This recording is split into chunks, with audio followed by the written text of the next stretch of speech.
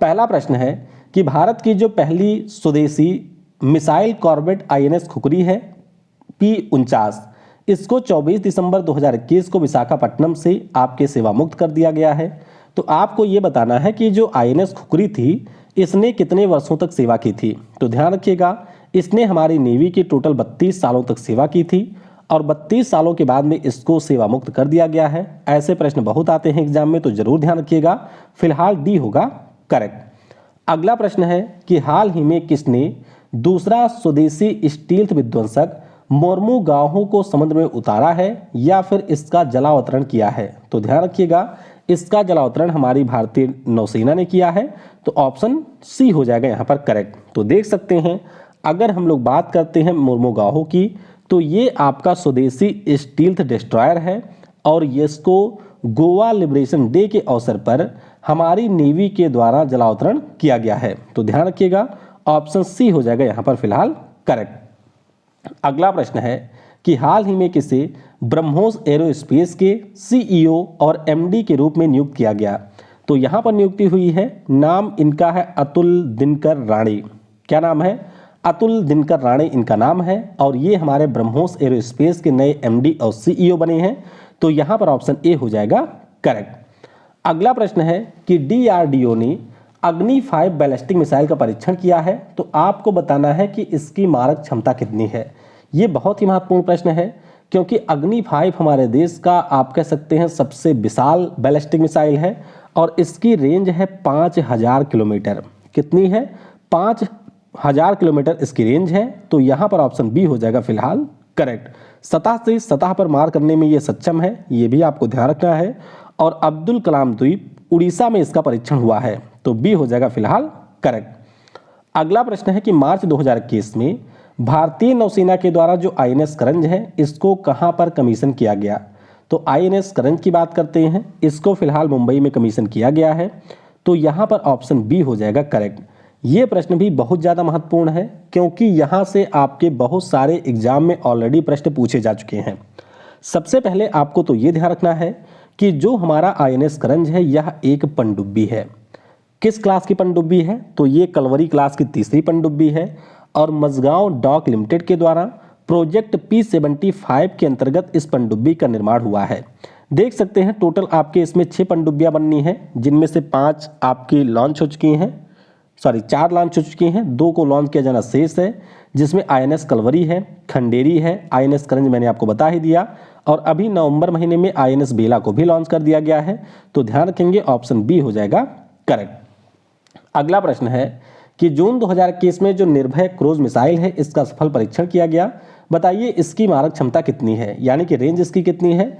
तो इसकी रेंज है 1500 किलोमीटर। कितनी है? 1500 किलोमीटर इसकी रेंज है।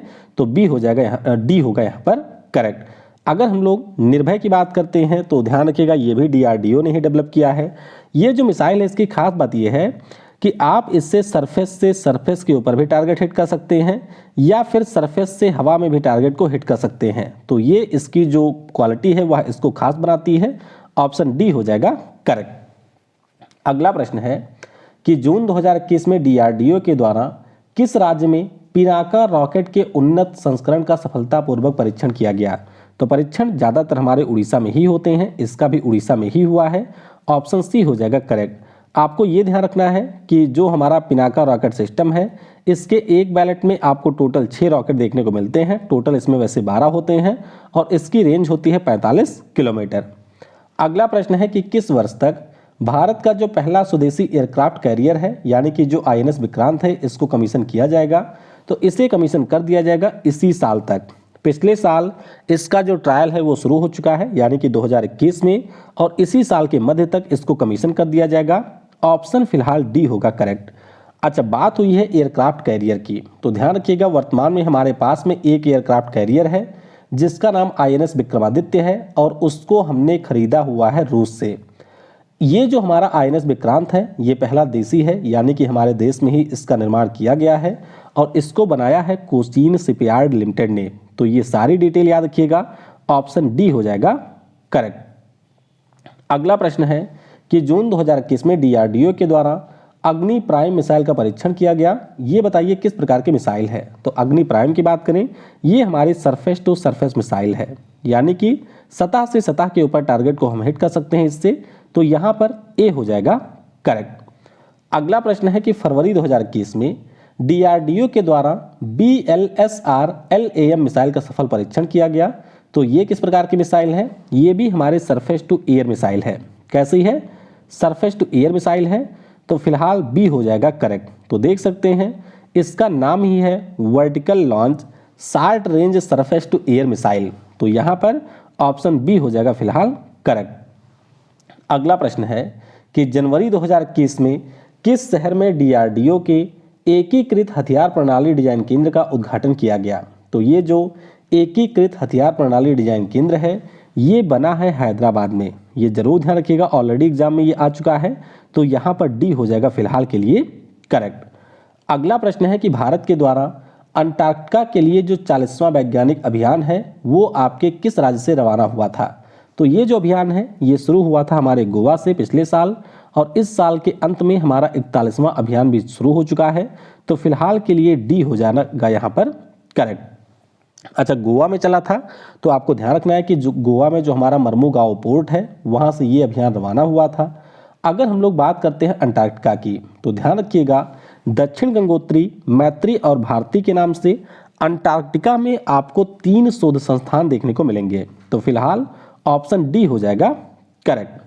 अगला प्रश्न है कि फरवरी 2021 में भारतीय नौसेना ने कितने वर्षों की सेवा के बाद जो फास्ट अटैक क्राफ्ट है जिसका नाम इनफैक्ट T81 है इसको डीकमीशन कर दिया? तो इसने हमारी जो सेवा है वो की थी 20 सालों तक, यानी कि भारतीय नौसेना के साथ ये 20 सालों तक जुड़ा था। उसके बाद में इसे डीकमीशन किया गया। तो यहाँ पर फिलहाल सी हो जाएगा करेक्ट। अगला प्रश्न है कि डीआरडीओ के द्वारा किस राज्य में Python 5 air to air missile का परीक्षण किया गया? तो ये जो इसका परीक्षण है वो किया गया था गोवा में। आपको ध्यान रखना है कि जो पाइथन 5 मिसाइल है इसको हमने इजराइल से खरीदा हुआ है और इसका परीक्षण हमने गोवा में किया था। किस जहाज से किया था? तो जहाज का नाम है तेजस। तेजस से जहाज से हमने इसका परीक्षण किया था। ऑप्शन ए हो जाएगा करेक्ट। अगला प्रश्न है कि केंद्रीय मंत्री डॉक्टर हर्षवर्धन ने कौन से बंदरगाह से जो तटीय शोध व्हीकल है जिसका नाम है सागर अन्वेषिका इसको लॉन्च किया है? तो सागर अन्वेषिका की बात करें, इसको लॉन्च किया गया था चेन्नई से। कहाँ से लॉन्च किया गया? चेन्नई से। पिछले साल जनवरी में ही ये लॉन्च हुआ था। तो फिलहाल के लिए सी हो जाएगा करेक्ट। अच्छा, जब भी नाम आए किसी भी प्रकार के हमारे यहाँ पर रिसर्च व्हीकल की तो आपको ये ध्यान रखना है कि इस प्रकार के जो व्हीकल होते हैं उसको हमारे देश में एक ही कंपनी बनाती है। क्या नाम है उस कंपनी का? तो कंपनी का नाम है तीतागढ़ वैगन्स। क्या नाम है? तीतागढ़ वैगन्स इसका नाम है। पहले इसके द्वारा बनाई गई जो शिप है उसका नाम सागर कन्या था, फिर इन्होंने सागर तारा बनाया और अब इन्होंने सागर अन्वेषिका बनाया है। अगला प्रश्न है कि भारतीय नौसेना का जो हाइड्रोग्राफिक सर्वेक्षण पोत संध्यक था इसको कहाँ पर डीकमीशन किया गया? तो संध्यक की बात करें, ये डीकमीशन हुआ था विशाखापट्टनम में। कहाँ पर? विशाखापट्टनम में हुआ। तो ऑप्शन ए हो जाएगा फिलहाल करेक्ट।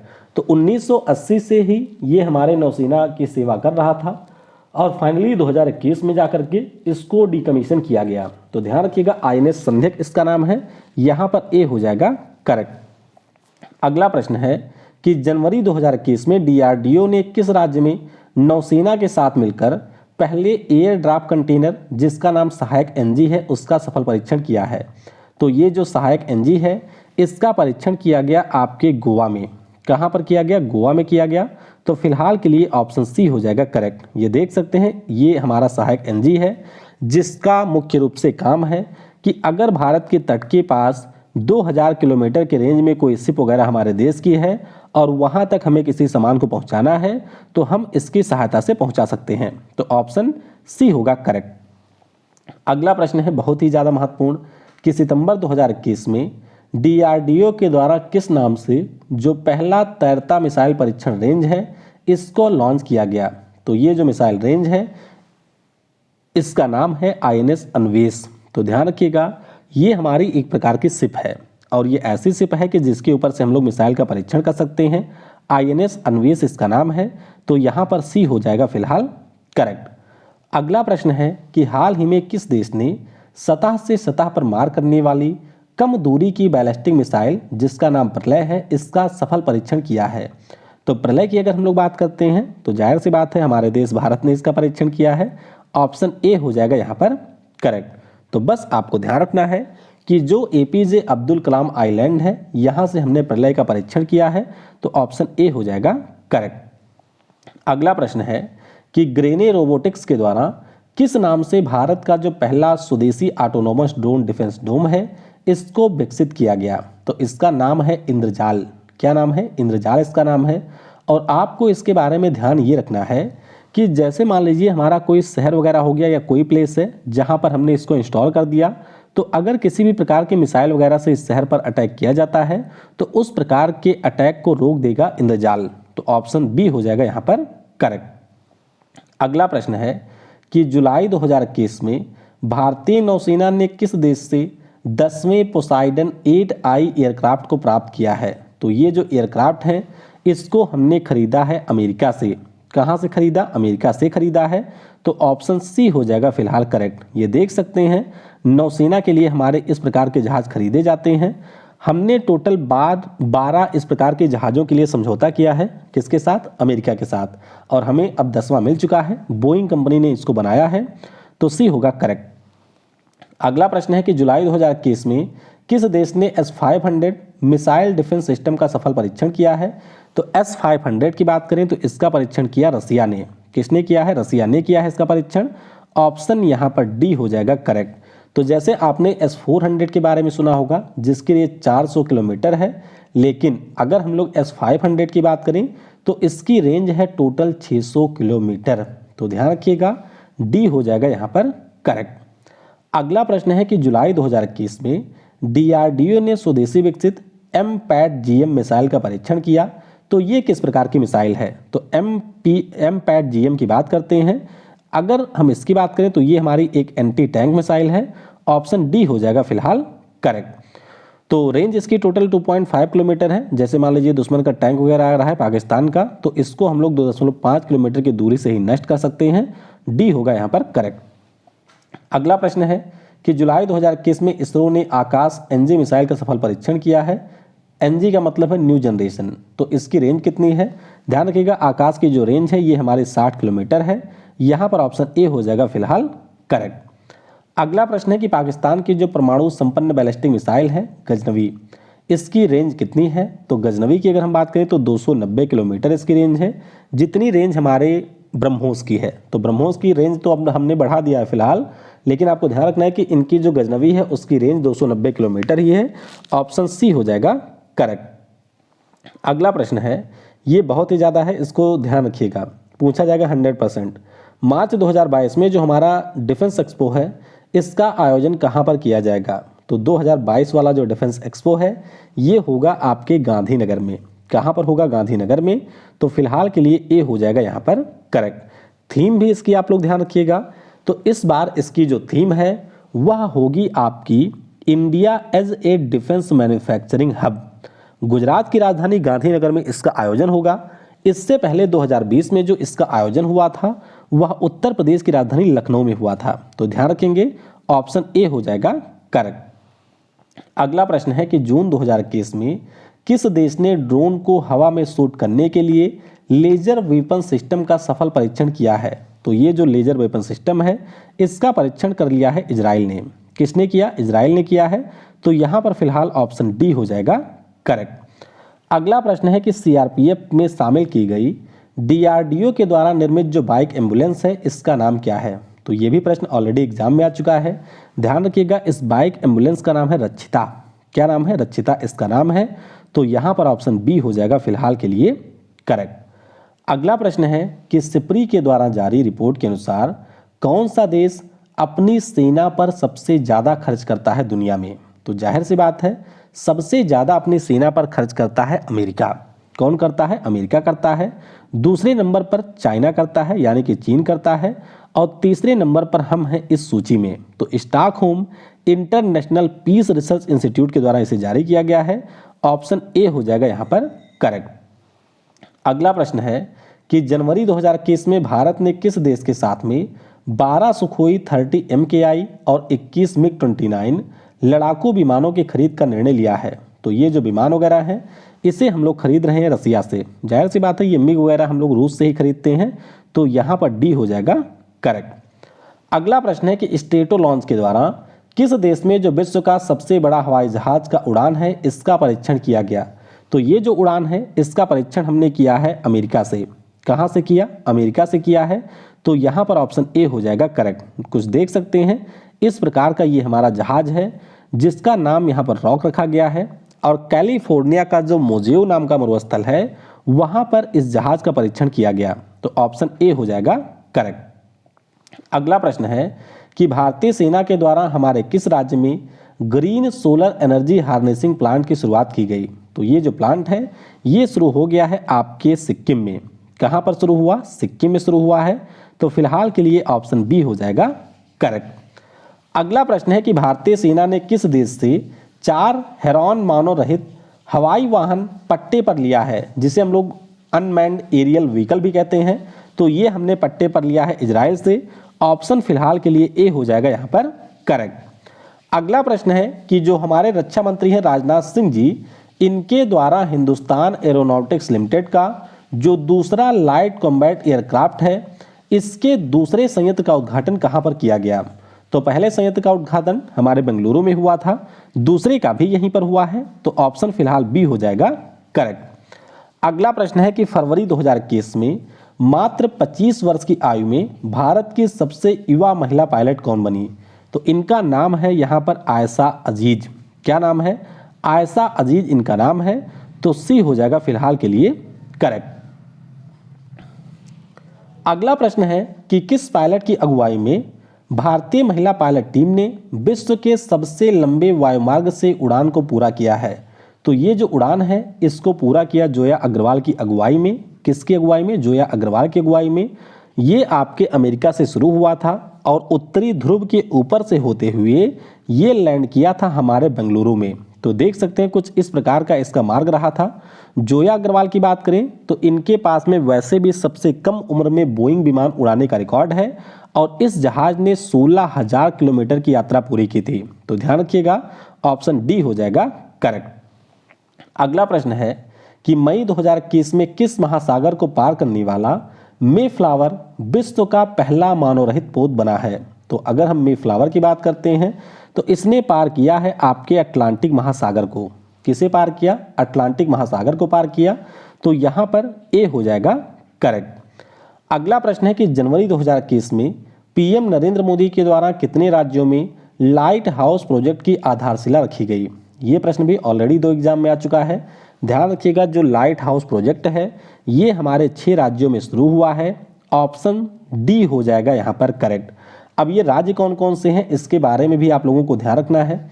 जैसे देख सकते हैं मध्य प्रदेश का इंदौर है, गुजरात का राजकोट है, तमिलनाडु का चेन्नई है, झारखंड का रांची है, त्रिपुरा का अगरतला है और यूपी का है लखनऊ। तो टोटल 6 राज्यों में यहाँ पर ये शुरू हुआ है। ऑप्शन डी हो जाएगा करेक्ट। अगला प्रश्न है कि जुलाई 2021 में किस देश के द्वारा सी ब्रेकर नाम से आर्टिफिशियल मिसाइल का अनावरण किया गया। तो ये जो आर्टिफिशियल इंटेलिजेंस के ऊपर आधारित मिसाइल है ये बना दिया है इजराइल ने। किसने बनाया? इजराइल ने बनाया। तो ऑप्शन ए हो जाएगा फिलहाल के लिए करेक्ट। तो देख सकते हैं 300 किलोमीटर की इसकी रेंज है, 5th जनरेशन की हमारी ये मिसाइल है। ऑप्शन ए हो जाएगा करेक्ट। अगला प्रश्न है कि जुलाई 2021 में रूस ने कितनी मारक क्षमता के हाइपरसोनिक क्रूज मिसाइल जरकोन का परीक्षण किया है। तो ये जो जरकोन मिसाइल है इसका परीक्षण किया है रसिया ने और रेंज इसकी है 1000 किलोमीटर। कितनी रेंज है? 1000 किलोमीटर है। अगर हम बात करते हैं किस स्पीड से ये हमला करता है तो ध्वनि की गति से भी 9 गुना इसकी ज़्यादा स्पीड है और रूस के द्वारा इसका निर्माण किया गया है। इसका परीक्षण भी रूस ने कर लिया है। तो डी हो जाएगा, बी होगा यहाँ पर करेक्ट। अगला प्रश्न है कि जुलाई 2021 में भारत ने किस देश से MH-60R हेलीकॉप्टर का पहला बैच प्राप्त किया। ये हमारा वही है रोमियो हेलीकॉप्टर। तो ध्यान रखिएगा इसका जो पहला बैच है ये हमने प्राप्त कर लिया है अमेरिका से। ऑप्शन बी हो जाएगा फिलहाल के लिए करेक्ट। तो ध्यान रखिएगा अमेरिका की लॉकहीड मार्टिन कंपनी ने इसको बनाया है। टोटल हमने 24 रोमियो जहाज के हेलीकॉप्टर के लिए समझौता किया है और यहाँ पर अभी हमारे 2 हेलीकॉप्टर नौसेना को प्राप्त हो चुके हैं। तो फिलहाल के लिए ऑप्शन बी होगा यहाँ पर करेक्ट। अगला प्रश्न है, जुलाई 2021 में किस केंद्रीय मंत्री ने भारतीय सेना के स्कीइंग अभियान आर्मेक्स 21 को हरी झंडी दिखाई है? तो ये जो अभियान है इसको हरी झंडी दिखाई गई हमारे रक्षा मंत्री राजनाथ सिंह जी के द्वारा। ऑप्शन फिलहाल के लिए बी हो जाएगा यहाँ पर करेक्ट। अच्छा चलिए, आपके लिए यहाँ पर एक प्रश्न है, आपको बताना है कि इस साल हमारे भारतीय सेना ने एक आपका आयोजन किया था कोलकाता में, तो वो आयोजन कौन सा है ये आप मुझे कमेंट में बताइएगा। तो ध्यान से प्रश्न सुनिए, भारतीय सेना ने इस साल कोलकाता में एक प्रोग्राम किया था, उस प्रोग्राम का नाम क्या है ये आपको नीचे कमेंट में बताना है। अगला प्रश्न है कि भारतीय तटरक्षक बल के नए महानिदेशक कौन बने? तो ये सारा मैं आपको अपॉइंटमेंट में करा चुका हूँ, आइए जल्दी से मैं आपको एक बार फिर से करा देता हूँ। देखिए, तटरक्षक बल की बात करें तो इसके जो नए महानिदेशक बने हैं इनका नाम है BS पठानिया, जरूर याद रखिएगा इनके बारे में। तो बी होगा यहाँ पर करेक्ट। फिर अगर हम लोग बात करते हैं कि हमारी नौसेना के प्रमुख कौन बने हैं, तो इनका नाम है R हरि कुमार। कौन बने हैं? नौसेना के प्रमुख बन गए हैं R हरि कुमार। उसके बाद में आगे बात करें कि हमारे वायुसेना के नए प्रमुख कौन बने हैं, तो एयर मार्शल विवेक राम चौधरी ये हमारे वायुसेना के नए प्रमुख बने हैं। क्या नाम है? एयर मार्शल विवेक राम चौधरी। आगे फिर बात करते हैं कि पंकज कुमार सिंह हमारे कौन से अर्धसैनिक बल के महानिदेशक बने हैं, तो पंकज कुमार सिंह जी बने हैं बॉर्डर सिक्योरिटी फोर्स के, यानी कि BSF के। तो बी होगा यहाँ पर करेक्ट। फिर बात करते हैं कि जो केंद्रीय औद्योगिक सुरक्षा बल है यानी कि CISF है, इसके महानिदेशक कौन है, तो ये हैं शीलवर्धन सिंह। कौन है? शीलवर्धन सिंह है।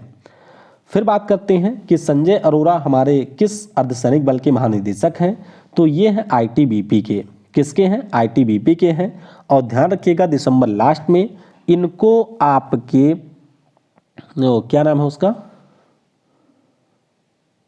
जो SSB है, SSB के महानिदेशक का भी अतिरिक्त प्रभार मिला है क्योंकि कुमार राजेश चंद्र हो गए हैं सेवानिवृत्त। फिर यहाँ पर हम बात करेंगे असम राइफल्स की, तो ध्यान रखिएगा असम राइफल्स के जो वर्तमान महानिदेशक हैं इनका नाम है P चंद्रन नायर और सुखदीप सांगवान का इन्होंने आपके स्थान लिया था। फिर बात करते हैं CRPF के जो महानिदेशक हैं इनका नाम कुलदीप सिंह है। ध्यान रखिएगा कुलदीप सिंह हमारे CRPF के इस समय महानिदेशक हैं। फिर बात करते हैं कि जो राष्ट्रीय जांच एजेंसी है यानी कि नेशनल इन्वेस्टिगेशन एजेंसी है, इसके महानिदेशक का प्रभार किसके पास में है, तो ये है कुलदीप सिंह के पास में। किसके पास है? कुलदीप सिंह के पास में ये प्रभार है। फिर बात करते हैं कि केंद्रीय जांच ब्यूरो के महानिदेशक कौन है, तो CBI के महानिदेशक की बात करें तो ये हमारे हैं सुबोध कुमार जायसवाल। कौन है? सुबोध कुमार जायसवाल इस समय CBI के निदेशक हैं।